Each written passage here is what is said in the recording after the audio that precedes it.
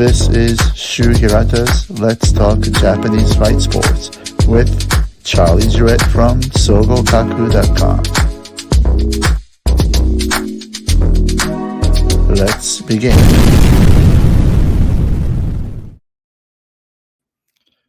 Hey Charlie, how are you? Good, are you? Good. And sorry to everyone, all the listeners. I think I posted as a 8 p.m. Japanese time, which was my mistake.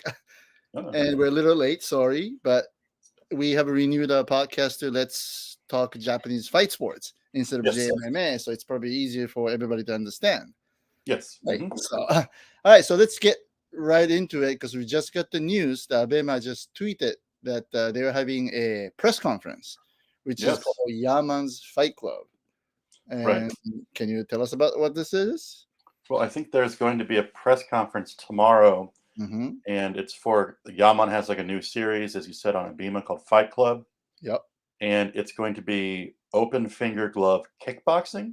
I believe it's 3 rounds. And if everyone remembers, he famously fought on the match, kind of in the open finger kickboxing match, and was one of the fighters that kind of stole the highlight besides the main event on that show. Yep. But Yaman, after that, was kind of part of Breaking Down and was doing a lot of videos with Mikura. So his popularity has just absolutely skyrocketed ever since the match and associating himself with Mikura. But the big news is kind of recently, I think it was after the Vugar fight, Yaman was like, I'm done training with him. He looked awful. If that's the type of fighter he is, I have nothing to learn from him. So he kind of like separated from him, and there's kind of been this beef going back and forth. And I believe recently Mikuru posted on Twitter that he received an offer from Abema and Fight Club to be Yaman's next opponent. He didn't say whether he is or not, but he kind of played around with the idea. And Abema announced a big press conference tomorrow where they're going to announce the matches. So there's a lot of people saying that Mikuru versus Yaman is going to be the fight. And if that's it, if that's the case, that's absolutely going to be huge. I think it kind of makes sense because Mikuru also mentioned that he's not going to be maybe fighting on New Year's Eve. He said fighting on New Year's Eve is sort of like a old style, old traditions. As long as it's not on Fuji television, there's no reason really to fight on New Year's Eve or feel obligated to fight on New Year's Eve. So that's actually a clear sign that he's, I think, ready to go and fight somewhere else. I think it's actually kind of smarter not to fight on New Year's Eve, just because there's so much competition for that date already. Right. So now all the attention is going to be on them. Because I think the event is scheduled for like November 19th. Yes. If I'm correct. And if that's the case, nothing else is going on. All of the attention will be on this. Right. It'll be huge. Especially after he got smoked by Keramov in that kind of manner. So what's the point fighting in the middle of the shows on New Year's Eve, right? So what's really also amazing about this Yaman is not even exactly the top kickboxer from Japan. He's not there, right? But for some reason, he's very good at self-promoting. And I'm hearing that he usually easily sell like 1,000 tickets on his own. Well, I think he's a smart guy because to be one of the fights on the match that people were talking about was very difficult because everyone was so focused on Tenshin versus Takeru. Right. But because he has somehow created this image where he's just going to be pure violence. He may not win all of the fights, but it's going to be incredibly violent. So I think people are very interested in that. Plus, he kind of has that Mikuru or Ren Hiramoto kind of counterculture bad boy image thing going on. Plus, I think he gets a lot of support from like the Rise, the kickboxing association he's part of. Yes. And I think they've done a lot of work to promote him as well.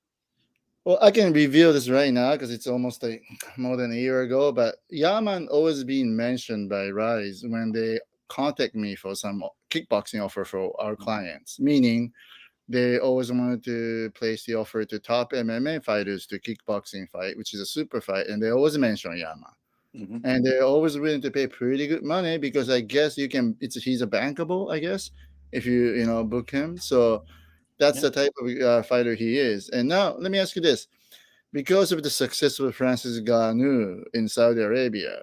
Now, some fans and people in this business in Japan are saying that, well, now it's in an era where fighters themselves can decide their own fight and promote their own show. Now, do you think it's going to apply to all the fighters, or it's just only going to be just a handful of fighters, just like Yama and Mikuru? Well, I think Mikuru is the one that proved that in Japan because he's kind of been playing around with Abima for a while. Mm-hmm. I think he did that thing where he fought like 3 normal guys Yes. in one night. Mm-hmm. So he's been kind of playing around with that. And you could almost argue that the first landmark show was also Mikuru testing the waters whether only he could sell a pay-per-view on like I agree. Unext Right. at that time. On pay-per-view market, right. And now he's doing it with Breaking Down. He's Mm-hmm. doing his own show on Breaking, which this is kind of like Abima doubling down and getting another show similar to Breaking Down. Exactly. And so he clearly knows I think he's very obviously knows he doesn't need a promotion anymore. He can do it by himself Mm-hmm. and probably make even more money than the rising pay-per-view model now. Right. But again, it takes two to tango here. So now he happened to have a good opponent like Yaman. Then who's next after this? Well, I'm glad you brought that up because if you remember, Yaman was kind of also defending Mikuru a couple months ago Mm-hmm. when Mikuru was saying because he does YouTube, he can't focus 100% on being a fighter. Mm-hmm. And I think this is the type of opponent that Mikuru's fans want to see him fight now. They don't want to see him get smashed by Vugar again. They Mm-hmm. want to see him fight other guys that are kind of loud YouTube personalities. So it's going to, I think, turn into essentially Breaking Down-esque fights where they're going to talk a bunch of smack on social media, Mm-hmm. get a bunch of attention. Not necessarily the most high caliber opponent, but a high profile opponent. Right. And if it's a kickboxing match, I think Yaman would have the clear striking advantage. Right. Of course, clear advantage, Yeah. So, I mean, again, it's like a MMA fighter doing boxing exhibition fight. This is a MMA fighter doing kickboxing, Right. sort of like an exhibition fight against, well, it's not an exhibition, I guess. It's supposed to be a real fight, right? So, Right.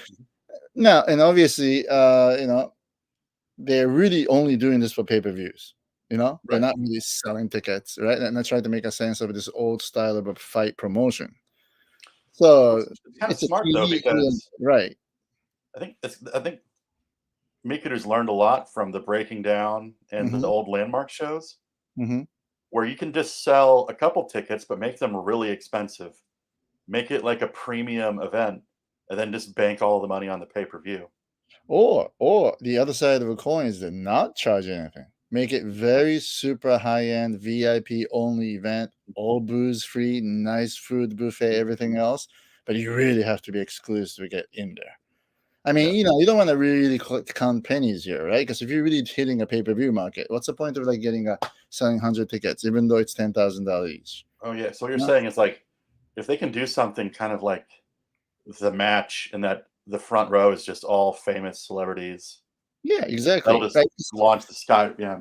Right, like Apex shows, they don't charge people. You have to get invited, and the booze are free, food are there. You know what I mean? But Yeah, I it's an think experience. the Breaking Down is already half of that. Where if you go to Breaking Down, it's like free booze, free Hmm. cocktail, like free food and everything. Right. But So not yeah, selling tickets, not even selling booze, right? Not selling anything on concession. So it's a different style of a business, can you fight imagine business. if they do like 100 seats, invite only? Hmm. Like the type of people that Mikuru could get to show up to an event like that would be absolutely crazy. Right, exactly. And they could do it. But again, that's because they have the names, they have the brand. Now, what about the other Japanese fighters? It seemed like all the other Japanese fighters too busy getting little sponsors or fighting who took, you know, hostess out to wear on Twitter and Yeah. revealing, who's your girlfriend, all kinds of stuff. I think many fighters are like making mistakes on that. They think they're following footsteps of Mikuru or Yama, even in that case, that they're using social media to try to promote themselves, but they really aren't thinking about branding. Is how I feel. Well, they're not being smart. They're kind of doing it in the raw, in the backwards order Mm-hmm. because Mikuru built his brand up before he did all this stuff. Exactly. Right. And Yaman is kind of different than Mikuru in that Yaman built this image of being an incredibly violent, always going for the finish fighter who Hmm. then started branding after that image was already made. And so, like, they either need to do what Yaman did and win a bunch of fights in exciting fashion, or they need to be like Mikuru, and that's impossible because I don't think you can do that anymore because Hmm. Rising isn't on Fuji TV anymore. So, Yeah. So guy like Yama or Mikuru, instead of going for old style of a title or like winning right. Grand Prix kind of stuff, they're really going that route. And I'm hoping the reason why I mentioned in the past, I said I'm going to reveal this, is that when in the past when Rise offered a Yaman to one of my clients, it was Uruka Sasaki. Mm, They wanted to have a Sasaki versus Yaman on a kickboxing fight, and we almost agreed to it, but we just didn't last minute. We didn't get to agree on some weight and some of the conditions, but something like that could happen again because since Uruka is a pro wrestler now, he's going to be a pro wrestler by next year. So that type of talent will be needed in this kind of a market. Is not what I'm hoping because it's not like it's full of that much talent. Because not many fighters no, in Japan that really think about branding. They no. all look like same. They all one of them really. They're doing Well, same thing on YouTube. They same thing on Twitter well, and Instagram. Sasaki is one of the few guys that actually brands himself pretty well. Exactly right. He understands the branding. He has the really good videographer, plus the whole Lazy God brand is very Mhm. big. Right. Yeah, No, so it's just about the branding, quote unquote branding, and something all the Japanese fighters should learn from it. But that's not they're really looking at. They're only looking at trying to do the same thing, well, yeah, YouTube's, because you see social medias. we've talked about it before, but it's just so much. They aren't original, so they just try to copy the people Hmm. that already did it. And after Mikuru and Kai, the number of YouTube channels that Hmm. skyrocketed, where they were just doing the same stuff they did, Right, was just like shocking almost. But thankfully, most of that has died down. right, exactly. So right now, I can see that. I think all this Japanese fighters trend of YouTube is kind of slowing down right now. Oh yes, uh-huh. Yeah, so it's the same thing. But I think now, a lot of them thought it was going to be easy money, but right. then they realized that you have to get a lot of views to get paid on YouTube. Exactly. So and a lot of planning work, and you have to pay people who works with you, and all kinds of stuff. So it's not as easy as people thought it was, right? Right. Yeah. So now let me ask you this though. Then let's talk about Mikura here again. That recently they have announced their gym. They're going to Yes. change the name of the gym from Triforce Akasaka to a Japan Yes. Top Team. Speaking of rebranding, they're just Okay? changing the name of the gym. Now, Japan Top Team is the team. It's basically owned by their so-called supporter, half sponsor, lawyer, Mr. Tepe Hori, correct? Correct. Right, right. For those readers listener who doesn't know, Mr. Hori he's a lawyer who's been supporting him, all the fighters for the pretty long time, and he basically brought Asakura brothers in from Toyohashi, which is the countryside of Japan, and he basically supported them throughout their career. And Mr. Hori himself also fights on outsiders and stuff, so he's also a practitioner of MMA and BJJ. Right. And he's a successful lawyer on the real estate business, so I think that's what he's doing right now. And Yeah. I guess his plan is to bring in top coach from America and hire Well, top like a wrestling coach like he did from Miyata, or who else did he hire? I forgot, but he hired some other well, I coach think from one. I can explain it a little bit. The head Mhm. coach, you guys might remember that Kai Asakura showed up to his last fight with a random French guy. Yes. Well, that guy is the new head coach of Japan Okay. Top Team. His name is Eli Karich. I may be mispronouncing that, Hmm. but I think Kai met him when he went to go train in California. Okay. And the guy's like a former CrossFit coach who looks like he trained at Triforce and Jackson Wink. Okay. So he might have some. I mean, it was kind of what we were talking about off the air a little bit. He might be that young coach they need to come attract to, because they're not going to be able to afford a super famous coach, but this might Oh, be a exactly. move That's in what the I'm right saying. I mean, direction. I don't even want to question Soko his experience because if he's got a decent experience and if he's Right, passionate and motivated enough to do it, he may be the right guy, right? So, right, exactly. And plus, we saw improvements in Kai's in his last fight, so maybe mhm. it's working. But then they're having Miyata come over from Brave Gym to be Okay. the wrestling coach. Then they're having Keitaro come over to be the MMA grappling coach. Okay. And then they said they're going to bring the other ones aren't announced. They're bringing some people from abroad, I think, Mm-hmm. who they just kind of vaguely said have trained UFC fighters in the past. So they're bringing a striking coach, and I think they're bringing in another coach as well. Yeah, I mean the idea is okay. I mean it's good, right? I mean it's like any top team here that you need a head coach, then there's a striking coach, wrestling coach, strength and conditioning coach, and whatever the coaches Yeah. you need, right? So that's what they're trying to do, and I think we talked about it off the air that I think it's key is like same as making a good movie, that the guy on the top has to have an ability to really see what talent and right personnel, the ability to pick the right personnel to create the team, Mhm. So let's see, because Mr. Asakura brothers are busy with YouTube and all and other Yeah. stuff, right? So they can be a full time, like, and Mr. Hori is also probably busy, right, with other stuff. So I guess this French guy is going to try to do the hiring and making Yeah. decisions on who. And so let's see, because you got to let the captain steer the ship, right, and see Right. what he can do. So Well, I think a lot of it because I was looking, they have like this support website. It's kind mm-hmm, of like a Patreon or something where you can like sponsor the gym a little bit, and they have the team on there, and it literally just looks like Triforce mm-hmm. because I think Triforce already had an agreement where Miyato was already their wrestling coach, Okay, so yeah, that's I think nothing so. new. Was right. And I think Seika Izawa and Koro are also affiliated with this top team now. Well, here's what it is about. That's the one thing about the Japanese teams, because many fighter goes different various gyms to train, so they Right. like inter exchange all the stuff, and that's because partly because not every gym has a full size cage, and a lot of gyms Right. are small, and a lot of people gym does not have enough number of good training partners, so they tend to get together. So since Triforce has a good size cage, the fighters prefer to go there to do sparring sessions and stuff like that. So hopefully that's going to attract other fighters to join, is I think what is happening and what they're hoping right now. But sooner or later, I have a major question, which is a conflict of interest, because Right. is that me in the future nobody from that team can match against team from Brave or team from Keitaro's United Gym? I mean, Right. Well, and I have another question for you. So mhm, I was reading because Hori also gave like a little press conference about he like, spoke about this as well, yeah, and I think he was talking about how when Kai and Mikura went to the U.S., he was just like, "Oh, no wonder the Japanese fighters are losing. That we don't have this like." He kept saying mega gym. He's like, "We okay, don't have this mega gym environment where they have like dormitories and their food provided."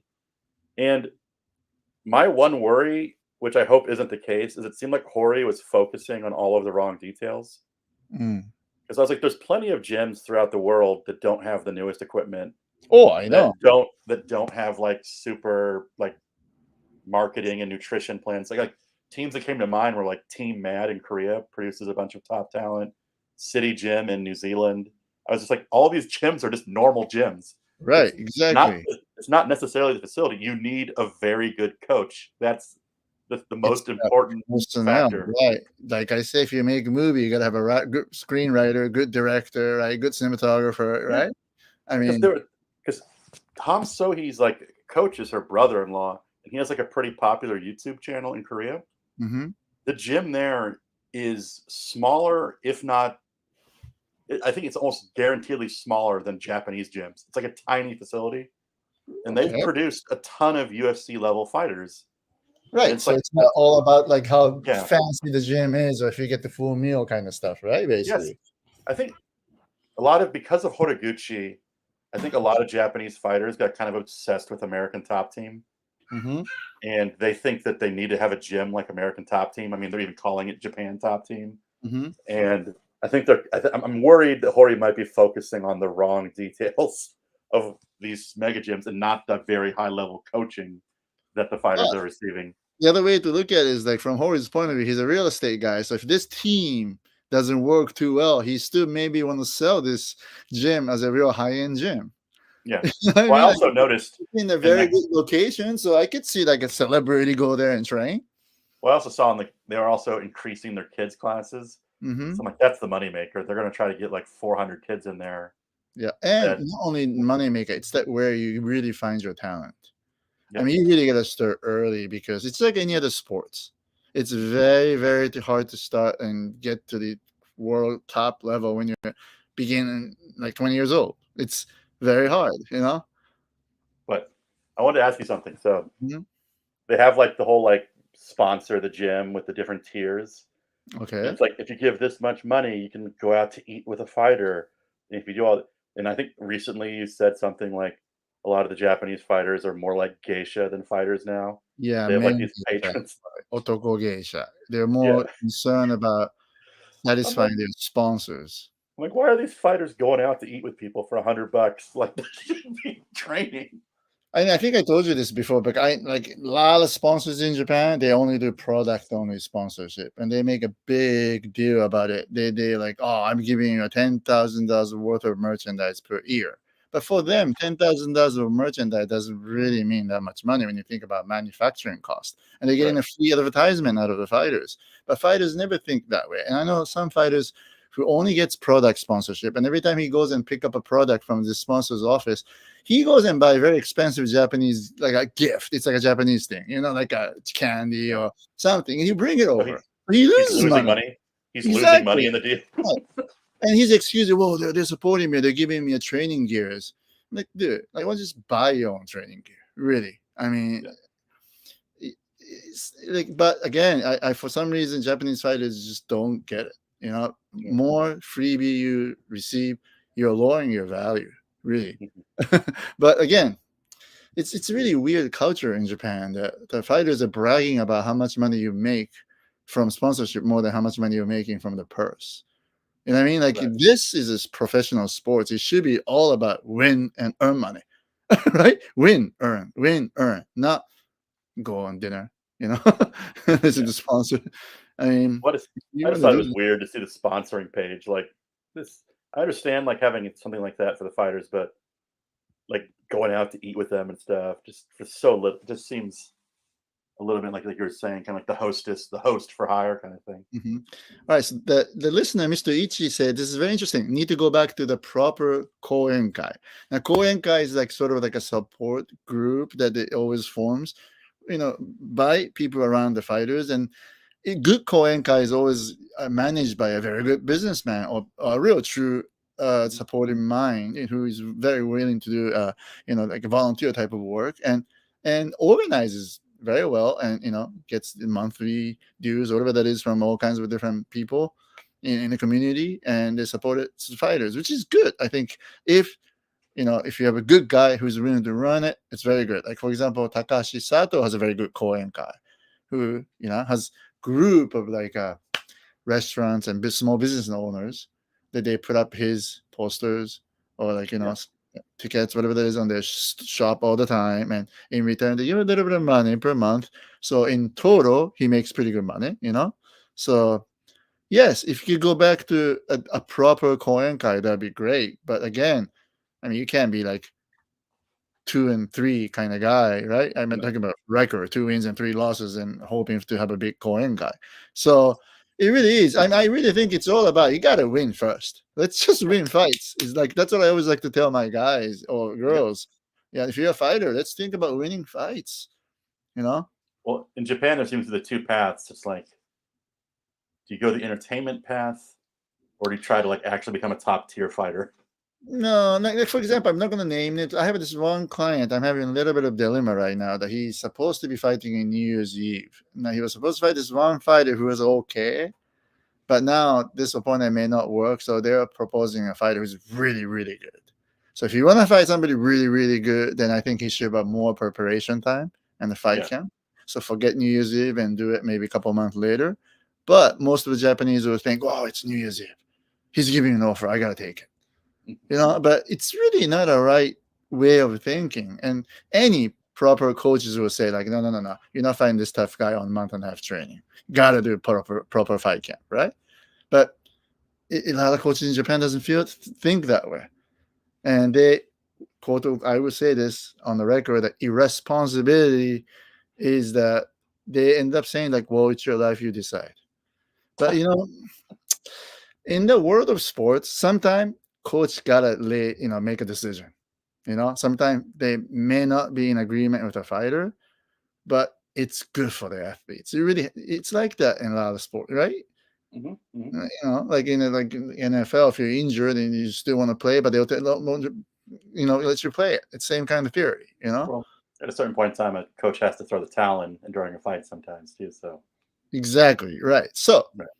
so that's sort of like a half-ass in the Japanese MMA partly because not a proper teams out there, and most of the fighter does not have a so-called quote unquote head coach who Right. lays the law basically, right? So I mean, yeah, so that's a big dilemma for me because that one loss can change your career Right. completely. It's interesting you said it. How much authority do you think this Ellie guy is going to have at this gym? Like, I don't I'm see him being able to tell Kai and Mikuru what to do. I'm not. Let's talk about this, Charlie. I'm glad you asked me this question. I'm not gonna name names, but I always hear a complaint from coaches in America that most of the U.S. management tend to not discuss with the coaches to make a decisions on a fight, which makes sense. Don't make sense to me. I always talk to coach and fighter at the same time if it's about the fight. If it's Right. about the sponsorship or anything else, maybe that's different, right? But if it's about the fight, you gotta get coaches' decisions involved. And I'm not gonna name the companies, but there are specific companies. It seems like, according to the coaches, that they make decisions on where to train as well. So they tend to try to shift fighters, direct fighters the way to the coaches that they like to deal with. Oh, that's That's not interesting. my style. And I'm hearing way more from America on that one than that. But in Japan, it's like a polar opposite. Everybody gives up their responsibility at the end. It's actually a Japanese mentality. It's like a salary minds like that. Nobody takes full responsibility, right? Right. It's always like that. When you do any business with them, they always have a backup plans. They always have securities. They always have a few people involved, so you're not the only one who would take a dive when this shit goes wrong.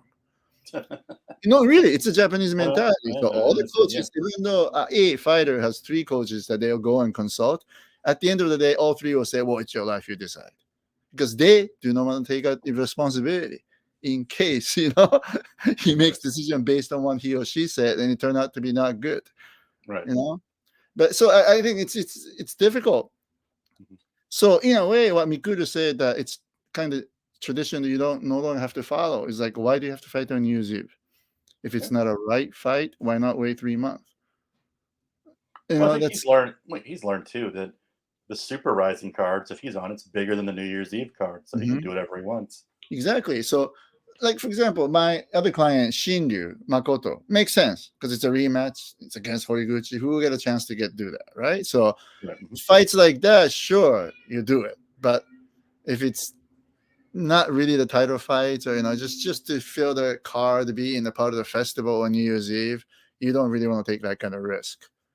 No, no, no, Yeah, but anyway, not at all. so go back to Rising. Let's talk about this one.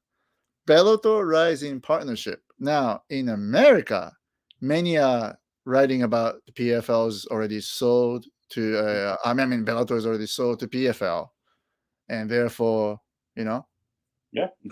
and according to the rumors, but they'll still keep the Bellator brand for like the next couple of years. They run it Sounds familiar. We've heard that before. right, How's Pride doing? exactly right. How's Strike Force doing? Yeah, exactly. So and plus, what is the reason for them to really run and continue Bellator? No, it'd be stupid because it would dilute their own brand. Mm-hmm. Why wouldn't they want to build up their own brand and bring over all the talent to themselves? Right. Now, let me ask you this: why do you think Japanese media is not really reporting about this sales?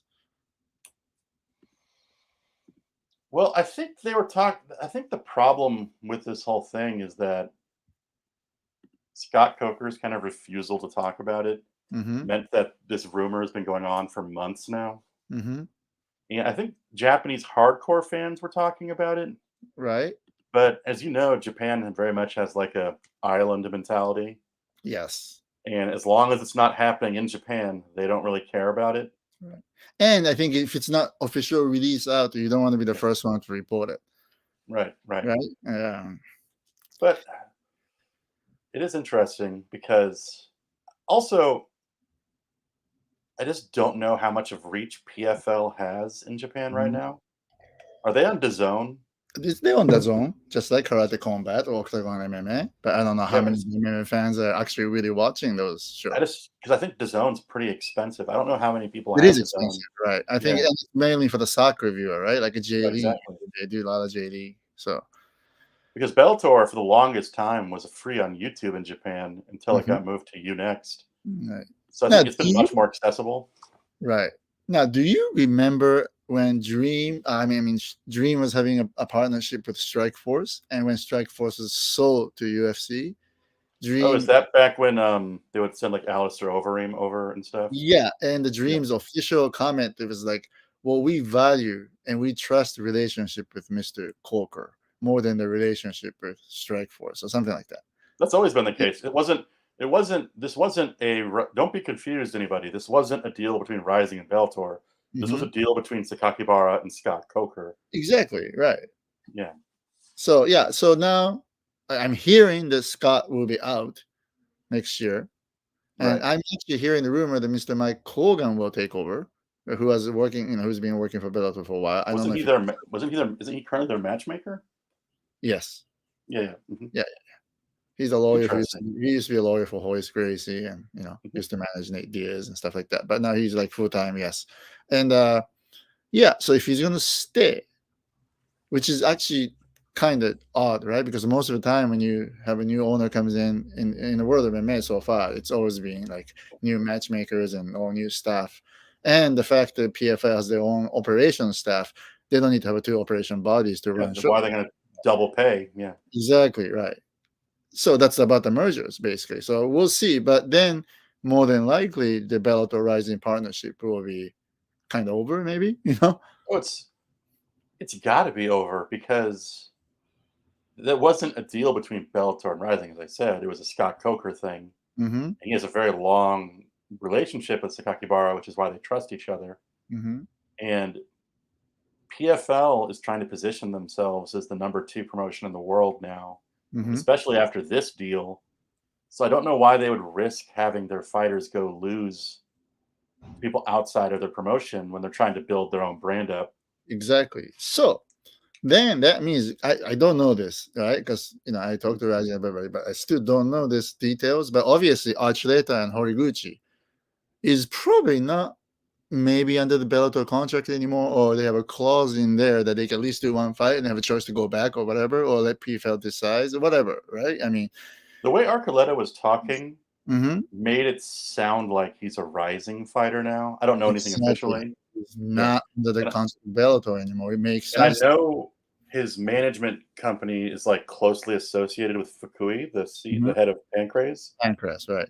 Yeah, so I feel like he's probably safe. They'd be I mean, Rising's made this mistake in the past, but Mm-hmm. they would be a moron at this point if they didn't have some championship clause in the contract with him. Sure.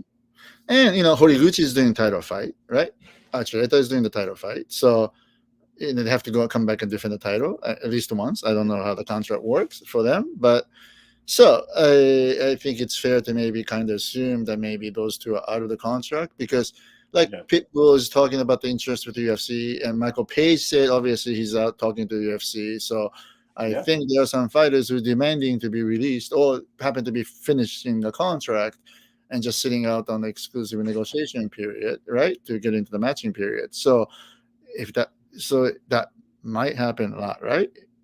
Right. Whether I have a so, Didn't Showtime announce that by the end of the year they'll no longer be showing Bellator MMA yeah, I on think so. Showtime? Right. So if So the plan is for PFL to keep it going, what network is it going to air on? I have a feeling they're going to go back to ESPN again. I mean, it's the Okay. best sports network, especially in America. I mean, unless if there's another better thing going. PFL should just absorb it. Like I don't like the idea of Bellator limping on for a couple years. Yeah, they should just observe the whole thing and make it together and start all divisions, both men and female, and men and women. Yeah. But who knows? But do you know the interesting thing is like so Ganu did well, changed the kind of view that everybody sees, right? If you're top Yeah. MMA fighters, and also UFC's appeal got denied, right? Right. And now, That's gonna be huge. yeah, and the Bellator hat was sold. I think it's no official release yet, but it's pretty much you said that it was pretty much done, right? Right. Now, and yesterday, UFC did release string of fighters, Right. bunch of them. So, do you think it's all connected in a way that I think UFC is getting ready for their next phase, which is ready to settle that suit and change the entire contract structure? Because what they're doing right now is like a pro wrestling promotion style, right? They have like $600-700 fighters on the roster, but if they have to deal with this new contract, like for example, like if you can't keep fighter more than 3 fights 1 year, you know, it's got to be minimum, like for example, 50 to 50, whatever that is, then it's going to change the game. They ain't going to carry 600 fighters on the roster all the time. They don't have to. I think the business will be shift towards more like a boxing, you know. Well, Then especially with like Bellator going away and the only other real big promotion being PFL. I think the thing that UFC will probably do is they're just going to go for much shorter contracts with the lower known fighters. Oh yeah, of course, maybe even one. It's going to be so cutthroat for the lower ranked fighters. It's like either win or you're cut. Good luck. Exactly. So I'm happy for all these fighters who's getting excited about this antitrust lawsuits. They're thinking they're going to receive a lot of money. That's great for them. They do it. But from now on, I think mid-level to the lower level fighters, it's going to be a tough time out there. You're going to have to go fight here, fight there. You know, one fight contract there. Wait for that moment for you to become a Dylan Dennis or right, like some big name or commodity in a bankable commodity that you have to make it to be. In Japanese market, that's like a guy like Yama, Mikura, or even Ren Hiramoto, right? So I think it's going to change the business. And on top of that, of course, UFC always be a top dog, but there'll be a top promoter. But of course, PFL can do it. But look at the guy like Saudi. They don't care about the money. They could be losing money, but they can put up a super fight. So that's a legitimate competitor.